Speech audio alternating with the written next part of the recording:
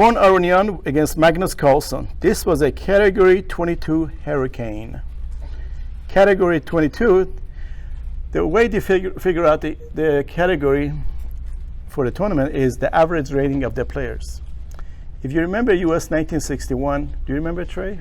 Yes. 1961 US Championship was only category 17 tournament. This is category 22. This is a Bilbao Grand Slam chess final 2008, English opening symmetrical anti-Benoni variation. Aronian versus Magnus Carlsen, our current world champion. Aronian opened with c4. Now remember, this is 2008, 10 years ago. Carlsen was 14 years back then. So Aronian figured he probably doesn't have much experience defending against 26 now, or 16. So Aronian figured he doesn't know how to play English defense, English opening.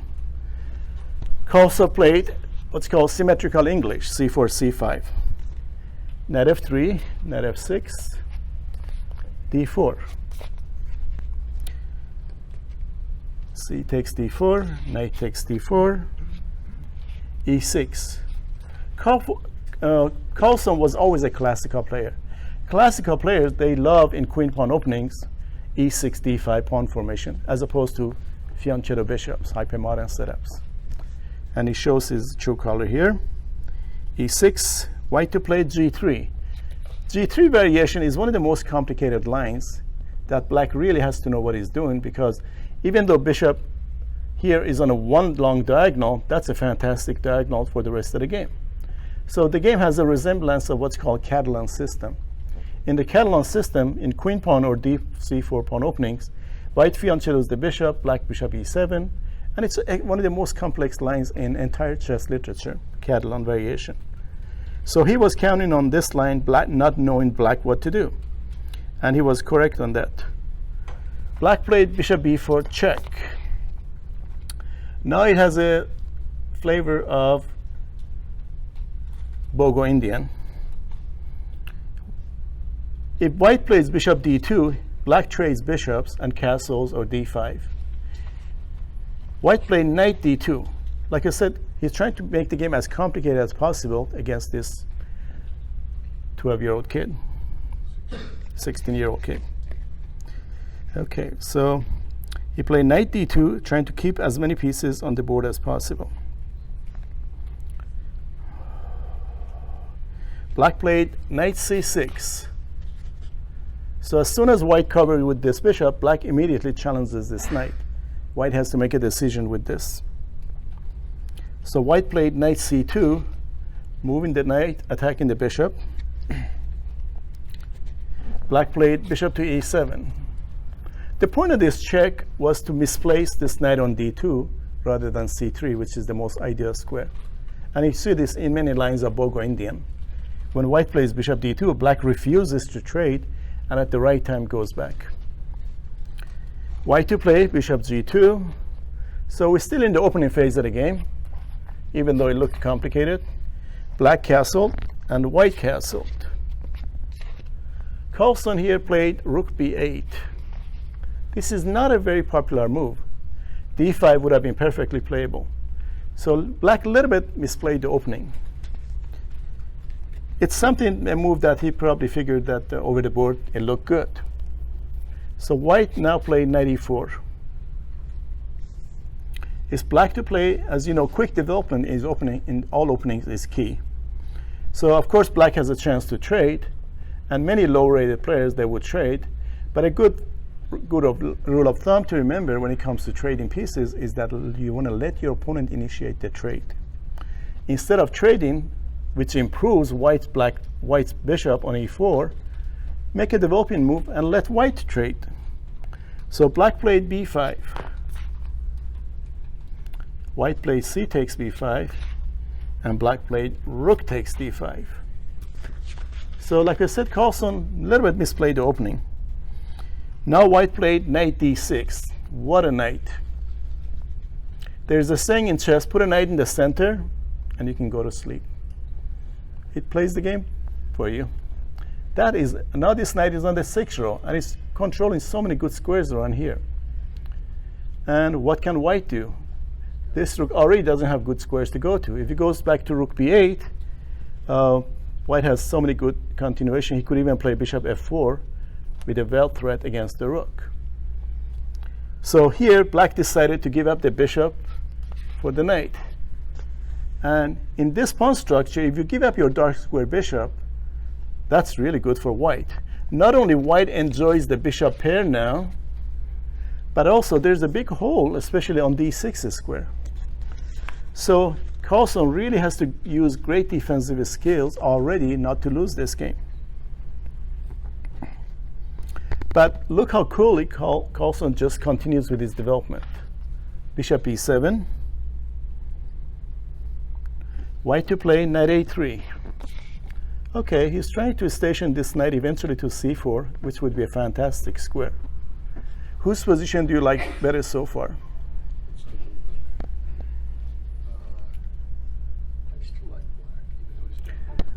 I definitely like white's.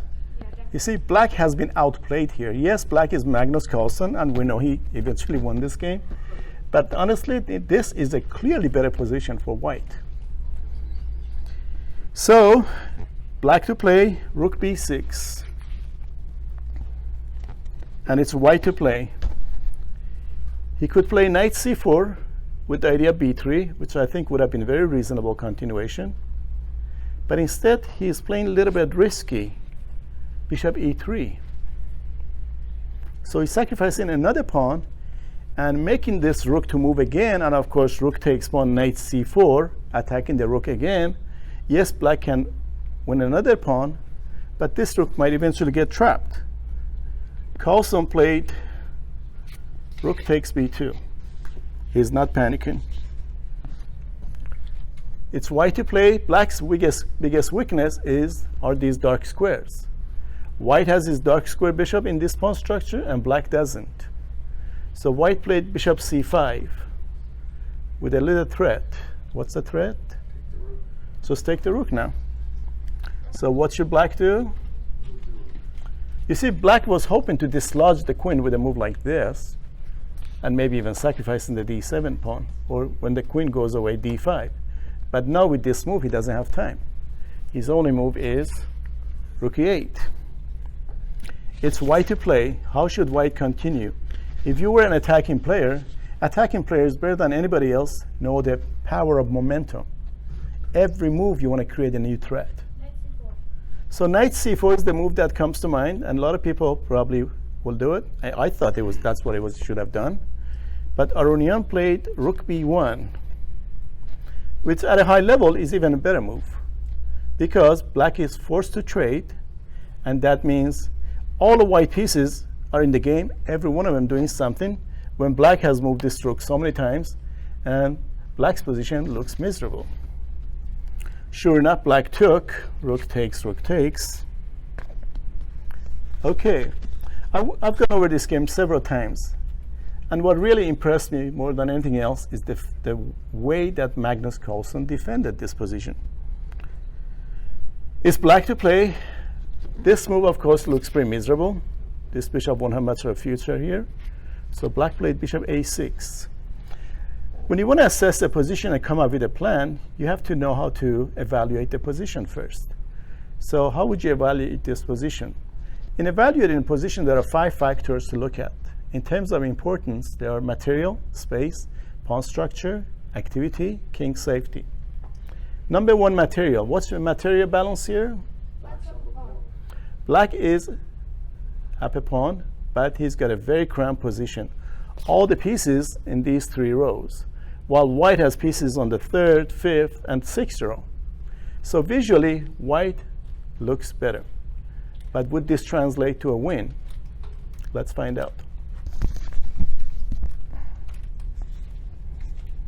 It's white to play, and how can he make the most out of this position?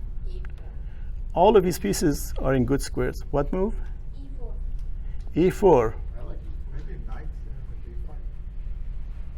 E4 looks good, but trouble is black may play E5 with the idea of rook is here and drive the queen away. So white found another way, knight b5. with a serious deadly threat. So what is black's only move? He must take this knight. Again, it's a knight comes to black's half of the board. Knight is the trickiest piece and must be eliminated. So white has had the momentum. He has been calling the shots. He's been forcing black to make the only move so far. But why does white want to exchange all the pieces? Yes, you generally, when you have a space advantage, the number one rule is do not trade. But there's nothing else to do in this position anyway. So he improved the position of his rook. He eliminated black's only active piece, and he's threatening rook b7 next. So far, white has done nothing wrong. White actually has had great continuation.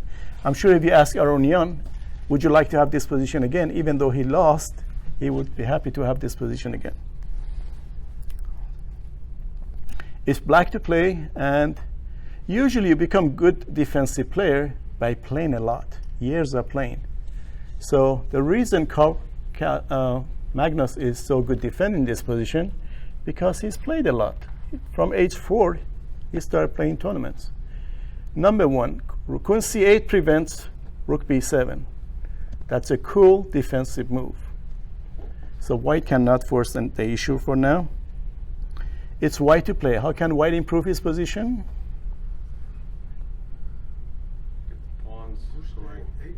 A-pawn, A4. In positions, I've had many situations where it seems that I have no idea what to do. So pushing rook pawns here, A4, H4, or H3, sometimes it helps. Capablanca did this in many of his games. Black to play, H6. Great players usually find escape in a square for the king before the storm starts. So it's very moves like H6, H3. You never get made in the back rank. It's white to play. He wants to improve his position. So played bishop A3. And what should black do? Black also improved his position. Queen A6. So when you defend, you want to defend with have an eye on counterattack. So queen c8 defended against rook penetration, and now this move is aggressive, and white already has to worry about his a4 pawn. So white to play bishop b2. Interesting.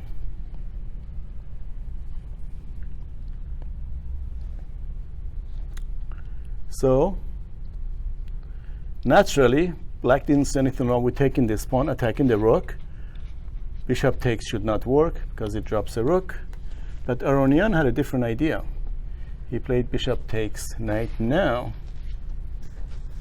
And of course, black has to take. And now white played rook b4. So this knight is still under attack, which he could take and destroy black's pawn structure.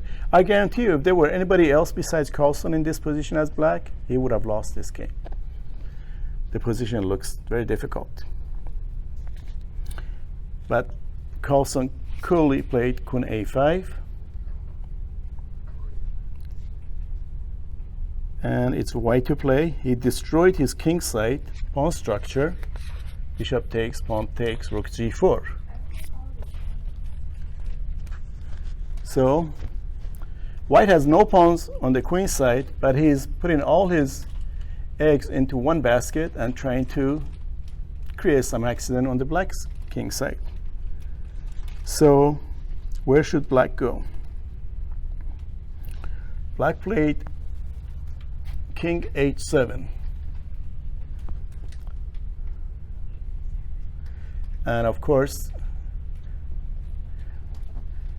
what would black do if white plays queen d7?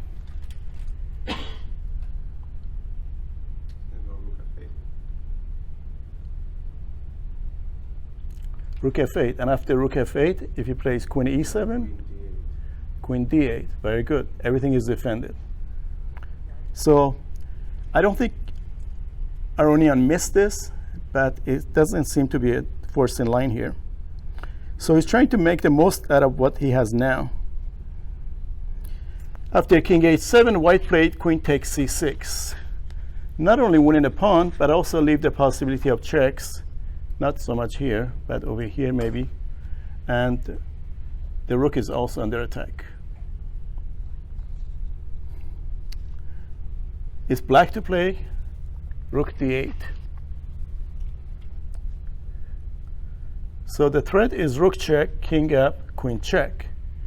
And this pass pawn may be good enough for black to win the game.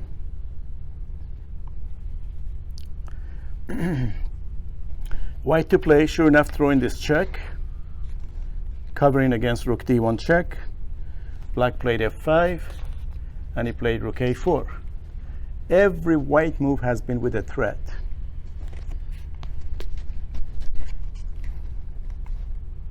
So black to play, now black has the momentum for at least one check.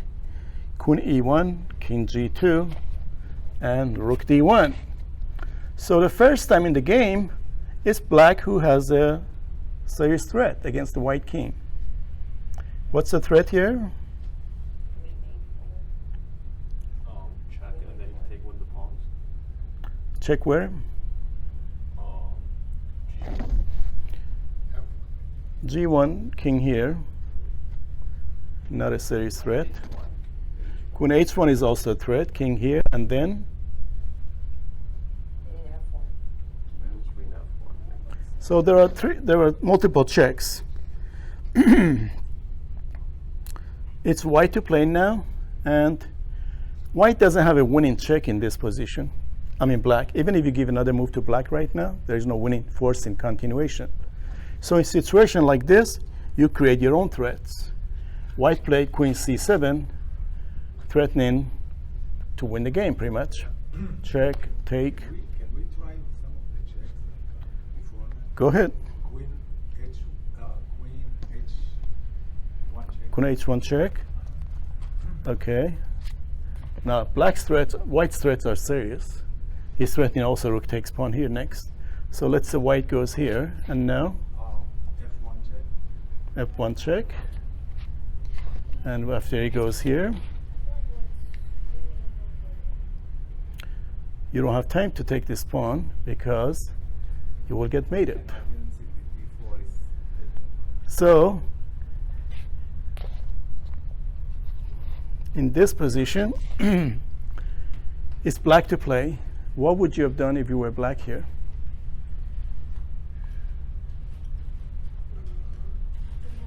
I would cover the f7 pawn. Very good.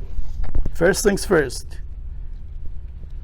He's reserving his checks to see the position of the queen and rook and then come out at the right time. So black played king g6. It's white to play. How do you think white should continue? There are many tempting continuations. Yeah, well, that leaves d4 uncovered, like those other lines. True, but he also has f4. He can also play f4. Okay. Are you sure black doesn't have perpet? For example, if white plays rook takes pawn, black may play queen h1, king h3, queen f1, king h4, and what happens on rook here? f4. Okay. And does black have any? This is bad for black. Yeah. There's no way he can defend this position. You can go So white has to go a little bit differently. instead of king h4. No, Queen the queen queen covers can f4. So we said if rook takes pawn, how should black continue? Queen f1 then.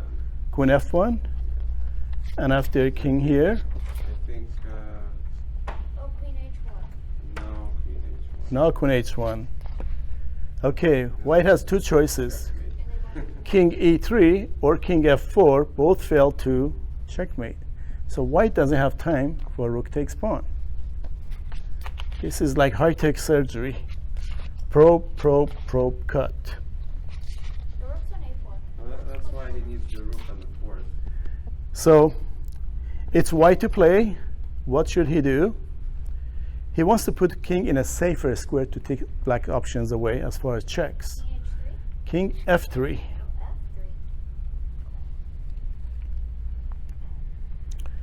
Why doesn't king H3 work? Because check, king F4, queen takes, and threat is mate. And white will get mated. So king F3 seems to be relatively safer. It's black to play, and black played queen H1 check. Notice that white is still having control of the E4 square for now. So white played king E3, and it's black to play. Rook C1? No. Rook C1 is playable. On Rook C1, my guess is that Maybe Queen A7. Rook C4 is possible on Rook C1. But in the game, black played Rook A1.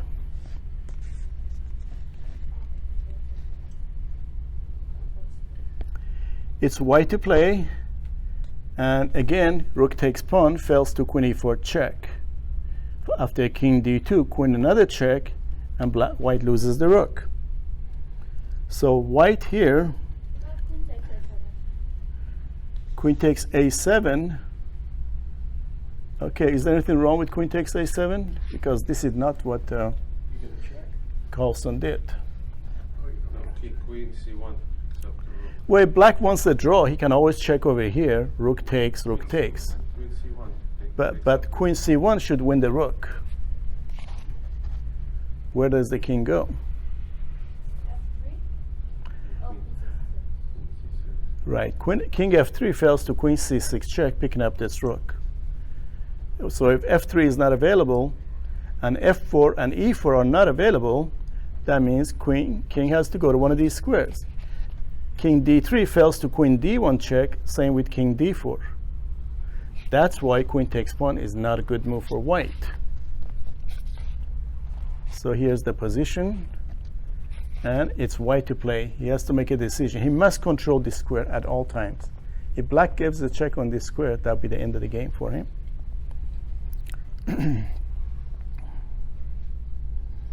So white played queen C2. He's defending the rook, he's having control over the square, and black has no good checks. Carlsen now can simplify, trade another pair of rooks off the board, and remain with an ending with an extra queen side pawn, which is very difficult to win, but not impossible. So that's what happened. And it's Carlsen. He needs to quickly bring the queen to the game and defend his A pawn. So played queen C1 check, king F3, queen C3 check. So white can either push the pawn or go back. He played king G2, and now black has to, this should not be an easy game for white. Black with an extra pawn on the queen side of the board, that is a forced win. A5. So white creates a lot of complications for black because his king is kind of semi-naked, but eventually black managed to get a full point.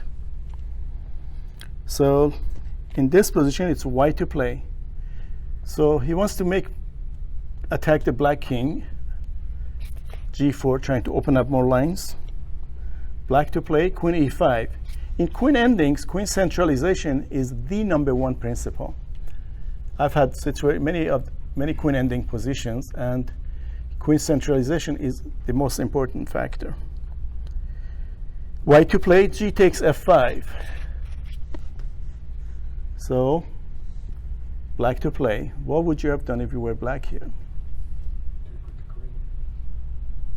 Keep my pawn. King take, king take.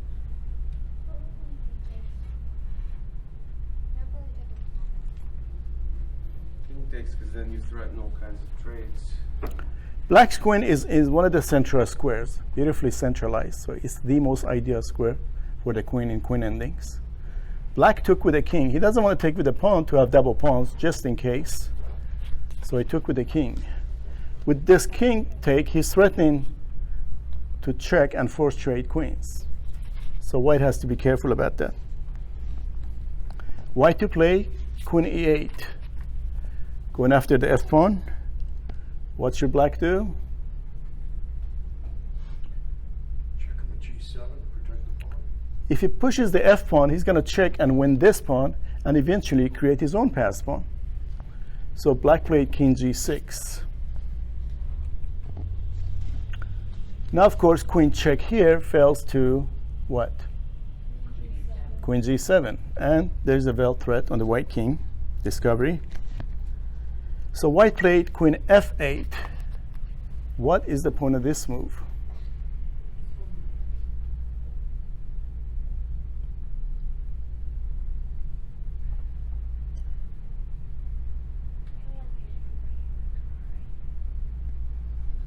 Any idea why he played this move? Queen f8. So he's not really creating any threats. So every time your opponent is not creating a threat, you create your own threat. So black pushed a4. White played e3.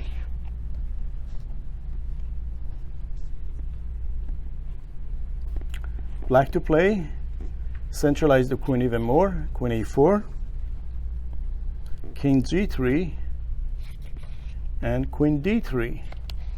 He's about to push the pawn again. And in the meantime, there are no checks by black in this position. White to play h4. Threat is h5, and if king takes, take. White is using every resource in the position. Black didn't see any threats, and he played a3. So this pawn is becoming very dangerous. White to play king h2. So what is he threatening to do? Does white have perpetual check? No perpet. It's black to play, and you would not believe black's moves in this position.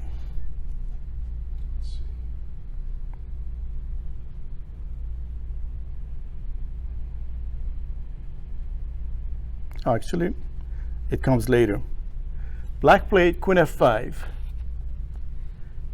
With this move, he defends the f7 pawn because he's planning king here next, and also threatening the f2 pawn. Queen f5, and he's giving up this pawn. But he had enough vision to realize that this would be a winning position after winning both of these pawns. So sure enough, white was happy to take this pawn, and sure enough, queen takes f2 check, king h3. It's white to play. What should he do? I'm sorry, black to play.